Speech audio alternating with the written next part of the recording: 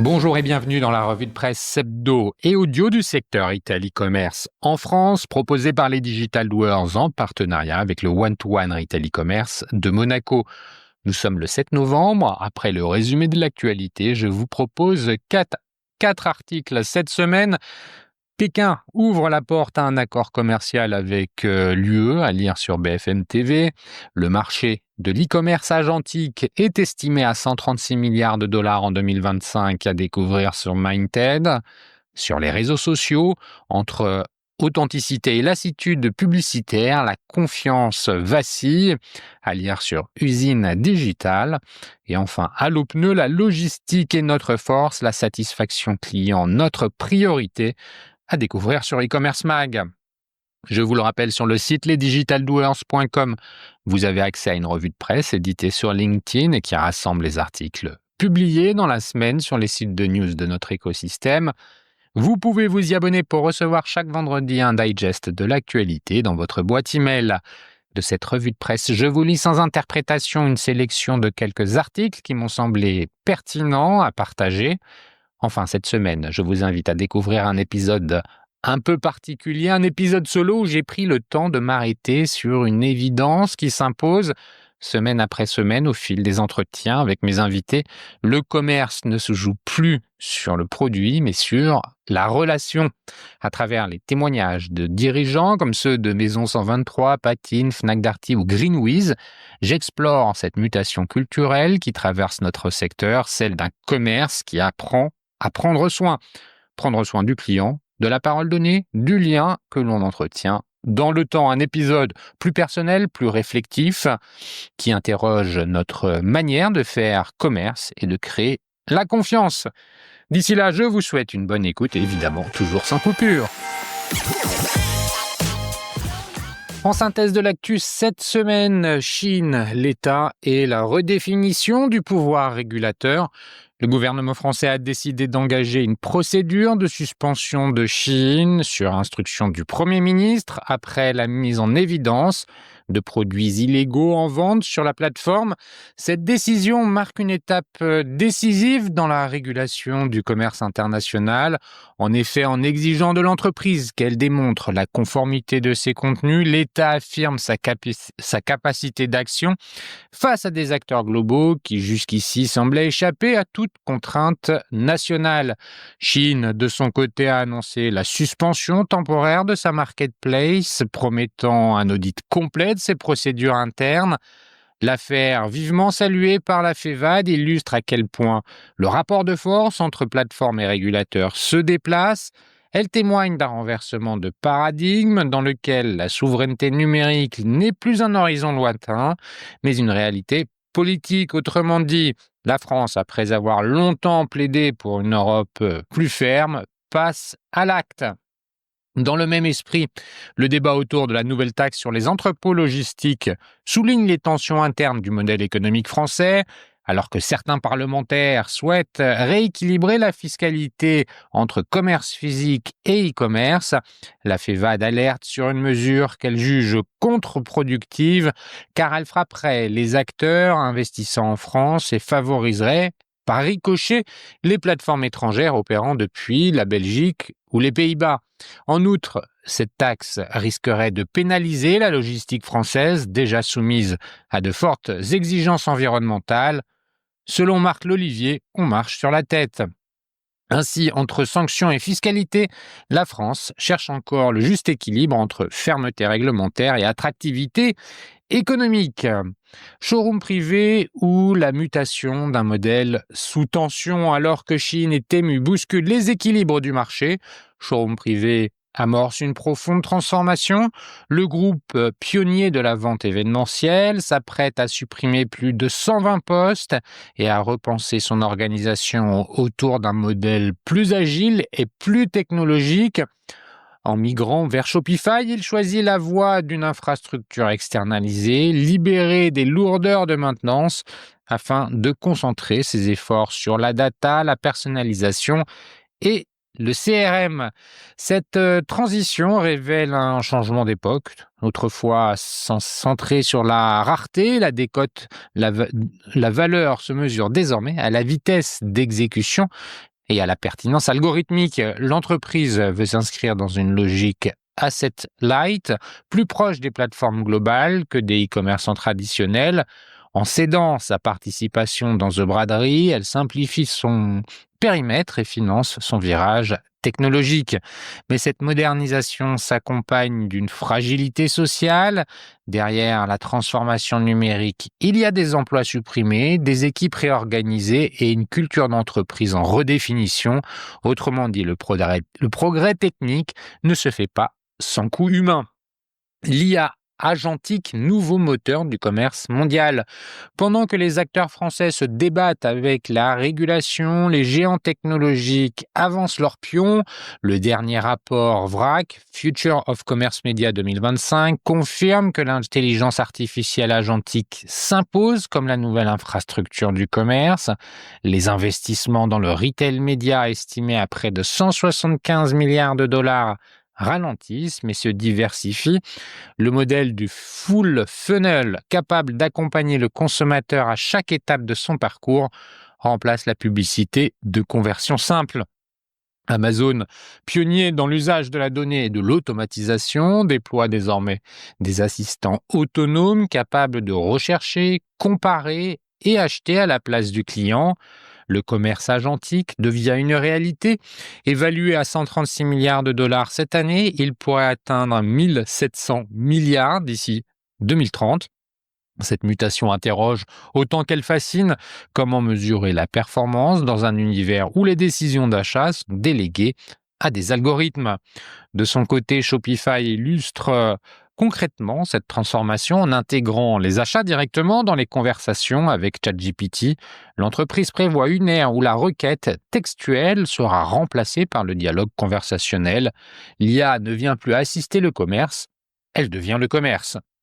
Sur les réseaux sociaux, la confiance vacille. Alors que les technologies se perfectionnent, la relation entre marques et consommateurs s'érode. Selon le rapport Brandwatch State of Social 2026, met en lumière une lassitude croissante face à la publicité et une demande accrue d'authenticité. Les micro-influenceurs plus crédibles et moins scénarisés gagnent en légitimité, tandis que les grandes marques peinent à reprendre la main sur des conversations qui leur échappent à 99%. Les internautes dénoncent les frais cachés, les promesses non tenues et les contenus déconnectés de leurs attentes. En parallèle, les mentions liées à la détox numérique, à la santé mentale progressent, signe d'un rapport plus critique à la technologie. En somme, le consommateur ne rejette pas la publicité, mais le décalage entre le discours et l'expérience vécue. Logistique et excellence d'exécution, la revanche du concret. Derrière les discours technologiques, la logistique demeure la colonne vertébrale du commerce. Chez Allopneus, le directeur général Damien Bonabel revendique un contrôle total de la chaîne, depuis l'approvisionnement jusqu'à la livraison. Son entrepôt de Valence, le plus grand d'Europe dans sa catégorie, atteint un taux de fiabilité supérieur à 99,5%. Grâce à l'intelligence artificielle, l'entreprise améliore ses prévisions de stock et affine ses recommandations clients, tout en maintenant une approche profondément humaine du service. Même logique chez Palais d'été, où la croissance rapide a imposé une réorganisation en profondeur de la supply chain. Plutôt que d'investir dans de nouveaux mètres carrés, la direction a choisi l'optimisation, réagencement du picking, fiabilisation des données et amélioration de la productivité sans dégrader les conditions de travail. Cette stratégie démontre qu'une logistique performante n'exige pas nécessairement plus d'espace, mais plus d'intelligence. Un commerce à la croisée des mondes. Cette semaine encore, le commerce démontre qu'il avance sur deux jambes, la puissance technologique et la rigueur d'exécution. D'un côté, les États affirment leur autorité face aux excès des plateformes globales. De l'autre, les entreprises réinventent leur modèle sous la contrainte des coûts, de l'IA et de la confiance. En effet, le secteur entre dans une phase de maturité stratégique où l'innovation ne se mesure plus à la seule vitesse, mais à la cohérence, celle des promesses, des données et des valeurs. Le numérique n'abolit pas la responsabilité, il la rend visible. C'est sans doute là que se joue désormais l'avenir du commerce actuel.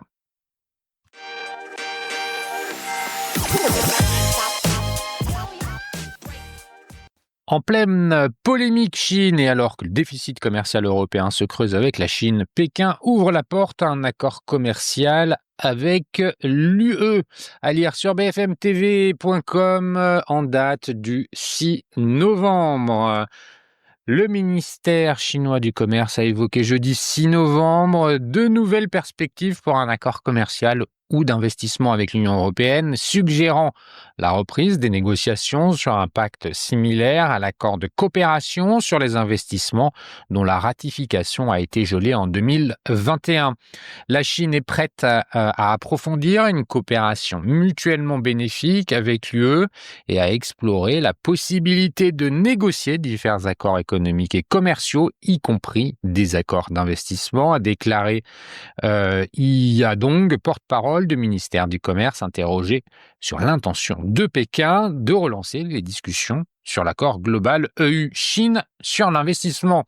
La Chine et l'Union européenne partagent de nombreux intérêts communs et il existe d'importants domaines de coopération dans les secteurs économiques et commerciaux, a déclaré Yadong, ajoutant que Pékin avait pris note de la récente série d'accords de libre-échange conclus par Bruxelles et de sa volonté apparente de diversifier ses exportations. Le ministre estonien des Affaires étrangères, Margus Tsakana, a déclaré mercredi à Reuters qu'il avait discuté avec le plus haut diplomate chinois, Wang Yi, d'un accord de libre-échange UE-Chine très important, distinct de l'accord global UE-Chine sur l'investissement, tout en ajoutant que le soutien de Pékin à la Russie pourrait en freiner la conclusion. Depuis le gel des négociations sur l'accord global d'investissement UE-Chine, l'UE a conclu un accord de libre-échange avec la Nouvelle-Zélande et finalisé des accords avancés avec le Kenya et le Chili, tandis que la Chine a signé un pacte renforcé avec l'Association des nations de l'Asie du Sud-Est.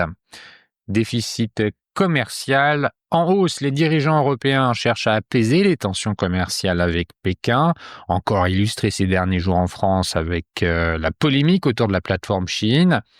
Celles-ci se sont accrues après que la Commission européenne, qui gère la politique commerciale du bloc des 27, a lancé une enquête sur les véhicules électriques fabriqués en Chine, ayant conduit en octobre dernier les États membres à imposer des droits de douane pouvant atteindre plus de 45%. Surtout, le déficit commercial que l'Europe accuse vis-à-vis de la Chine a doublé depuis 2018 pour dépasser la barre des 300 milliards d'euros l'an passé. Concrètement, Pékin exporte de plus en plus de produits vers le vieux continent, mais en importe de moins en moins. Surtout, son industrie se développe particulièrement dans des secteurs stratégiques et à forte valeur ajoutée, parfois historiquement dominés par les acteurs européens, comme l'automobile. Cette concurrence est particulièrement ressentie en Allemagne, où l'industrie est en grande souffrance. 250 000 emplois ont été détruits depuis 2019, durablement pénalisés par la hausse des prix de l'énergie et la diminution de ses parts de marché à l'export. La production industrielle n'a toujours pas retrouvé les niveaux observés avant la pandémie de Covid-19, malgré une légère augmentation en septembre. Malgré les risques représentés par les exportations chinoises, l'Europe est structurellement dépendante de certains intrants produits en Chine, et notamment les terres rares. L'UE a récemment lancé des négociations pour sécuriser ses approvisionnements et a annoncé mercredi avoir établi un canal spécial de communication avec les autorités chinoises pour tenter de garantir l'approvisionnement en terres rares essentielles pour les industries européennes. Cette mesure fait suite au contrôle des exportations chinoises de terres rares qui ont suscité des inquiétudes en Europe après leur introduction au début de l'année en raison des perturbations potentielles de la production de véhicules électriques, de turbines éoliennes et d'autres technologies qui dépendent permanent. L'Europe est en effet structurellement dépendante des terres rares chinoises.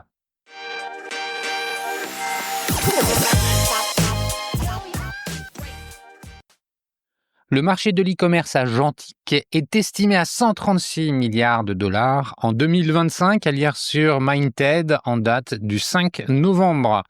Le retail média reste l'un des piliers de la publicité numérique mondiale, avec 174,9 milliards de dollars investis en 2025, selon le nouveau rapport publié par VRAC.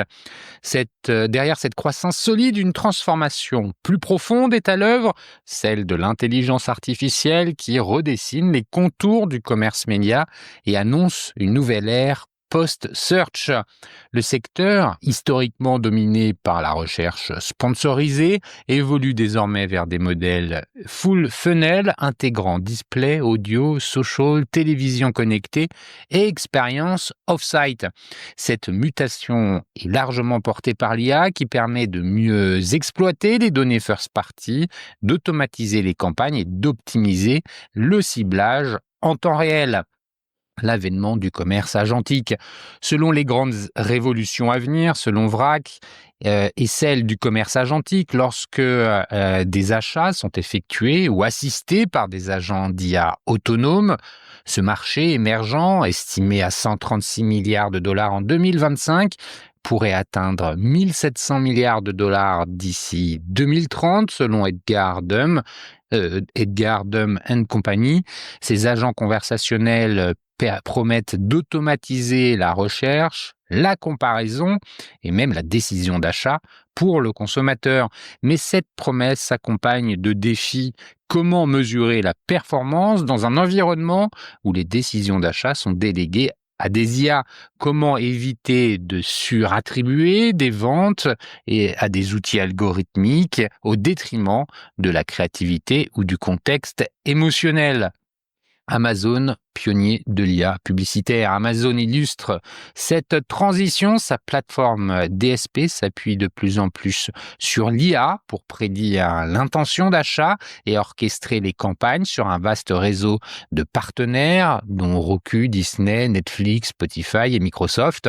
Plus de 20% des investissements publicitaires Amazon passent désormais par cette plateforme automatisée, signe d'un basculement vers des modèles d'achat média prédictifs selon VRAC, vers un nouvel équilibre avec une croissance qui ralentit de 38,6% en 2021 à une prévision de 11,6% en 2027. L'enjeu pour les retailers sera moins d'élargir leur offre que de réinventer la valeur de leur réseau. L'intégration de l'IA, qu'il s'agisse de ciblage, de mesure ou de création dynamique, deviendra le moteur central de différenciation. Le rapport de VRAC conclut que l'avenir du commerce média appartiendra à ceux qui sauront marier puissance technologique et compréhension humaine des comportements d'achat dans un écosystème où l'IA devient à la fois l'outil et le marché.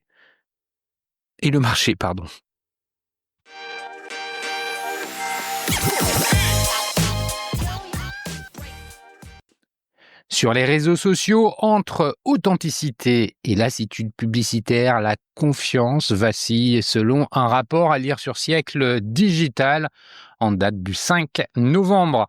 La nouvelle édition du rapport State of Social publié par Brandwatch offre une plongée saisissante dans les dynamiques actuelles des réseaux sociaux. Basée sur l'analyse de plus de 900 millions de conversations en ligne, l'étude met en lumière une perte de confiance généralisée envers les marques, une lassitude grandissante face à la publicité et une relation ambivalente à l'intelligence artificielle. L'heure de l'authenticité pour les influenceurs. Le marketing d'influence reste un levier fort, mais son efficacité varie selon les secteurs. Si les conversations d'influenceurs ont progressé de 20% depuis début 2025, celles liées à l'authenticité ont explosé de 66%. Les internautes privilégient désormais les voix perçues comme sincères, loin des partenariats trop formatés. Dans la finance, par exemple, 40% des échanges autour des influenceurs sont négatifs, alors qu'à l'inverse, les micro-influenceurs gagnent du terrain en incarnant un discours plus crédible et moins scénarisé. Les marques grandes absentes des conversations. Du côté des marques, le rapport montre qu'elles initient qu'à peine 1% des discussions en ligne qui les concernent. Autrement dit, 90% des conversations sur leur image leur échappent complètement. Ces échanges révèlent une défiance accrue des consommateurs où les mentions liées à des frais cachés ont bondi de 40% et les appels au boycott ont augmenté de 95% au premier semestre 2025. La fracture de la confiance s'explique par un décalage entre les promesses de marque et la réalité de l'expérience client. Dans le même temps, les internautes expriment un besoin croissant de détox numérique où les mentions liées à l'anxiété ou la santé mentale progressent respectivement de 25 et 10%. Un rejet du superflu et exigence de valeur du côté de la publicité. Concernant la publicité, la lassitude se généralise. Selon Brainwatch, 54% des conversations sur la publicité expriment de la colère, notamment contre le clickbait et les abonnements payants qui diffusent encore des annonces. D'après l'étude, les internautes réclament désormais des campagnes qui s'intègrent à leur expérience au lieu de les perturber. Toutefois, les publicités perçues comme honnêtes, créatives et réellement utiles restent, quant à elles, mieux accueillies. Cela signifie que ce n'est pas la publicité elle-même qui est rejetée, mais sa déconnexion des attentes des utilisateurs. Enfin, autre enseignement du rapport, la montée de l'intelligence artificielle suscite un mélange d'espoir et d'anxiété. Les discussions autour de l'IA et du climat ont progressé de 32%, preuve que la question environnementale devient centrale. Les secteurs de l'énergie et de l'automobile tirent toutefois leur épingle du jeu. Leurs conversations liées à l'IA présentent une tonalité majoritairement positive, portée par l'innovation et la sécurité. À l'inverse, les industries qui utilisent l'IA sans valeur ajoutée humaine peinent à convaincre. Vers un nouvel équilibre social, le rapport State of Social 2026 confirme une tendance de fond. Sur les réseaux sociaux, la confiance est devenue la nouvelle monnaie d'échange. Les marques capables d'être authentiques, d'assumer leur ADN et de créer de la valeur réelle pour leur communauté seront celles qui tireront leur épingle du jeu dans les années à venir.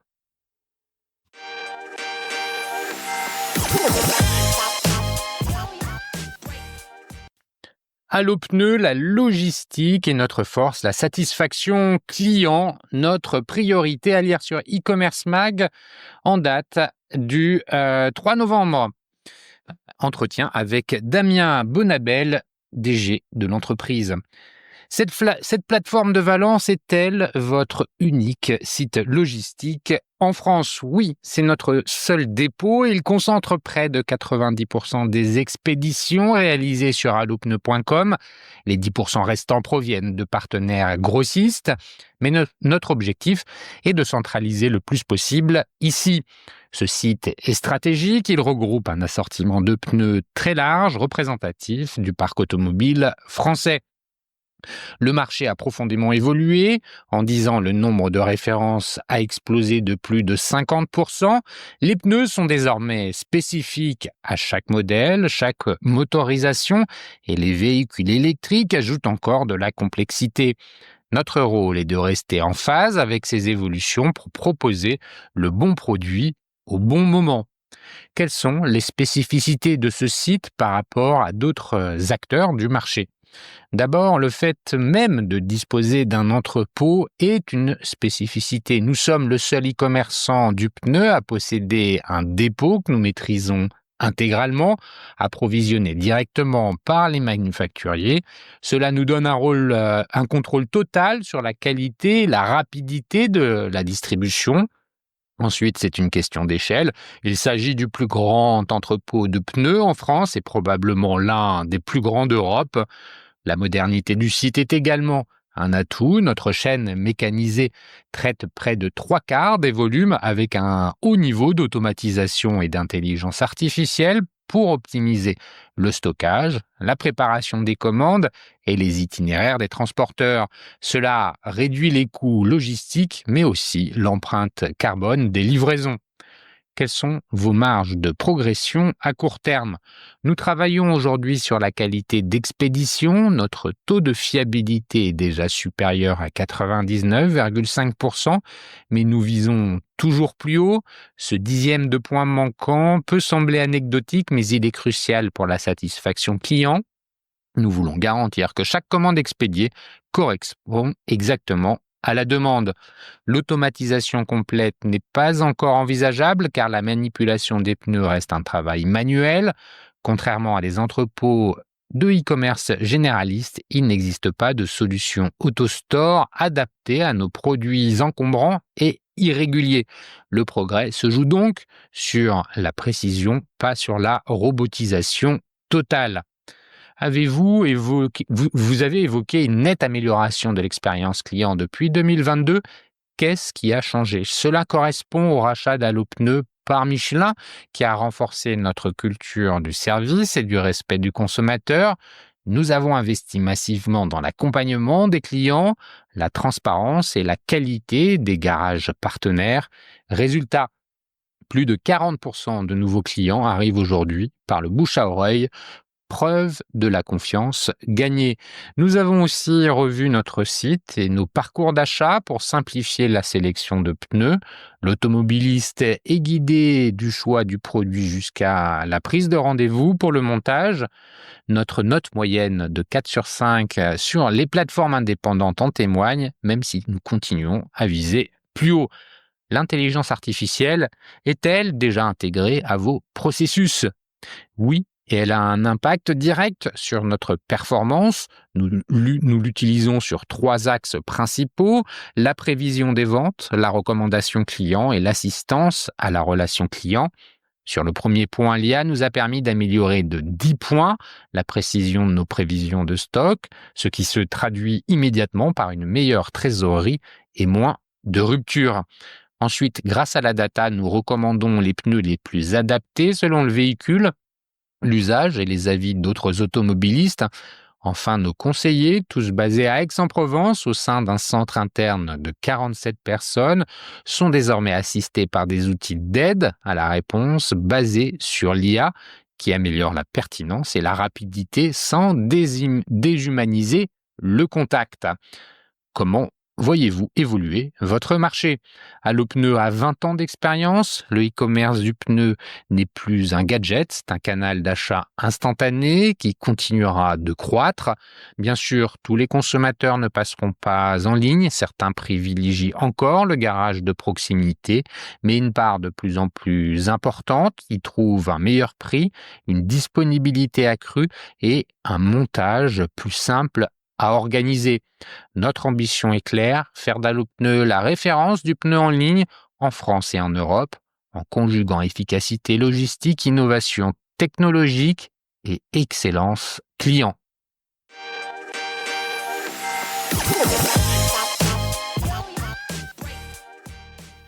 Et voilà, c'est fini pour cette semaine. Merci de m'avoir écouté. N'oublie pas de vous abonner à la revue de presse sur le site lesdigitaldoers.com. Si vous aimez l'exercice de cette revue de presse Retail e-commerce dans sa vision audio, n'hésitez pas à me le faire savoir en m'envoyant des messages sur LinkedIn et mieux encore en la faisant connaître autour de vous.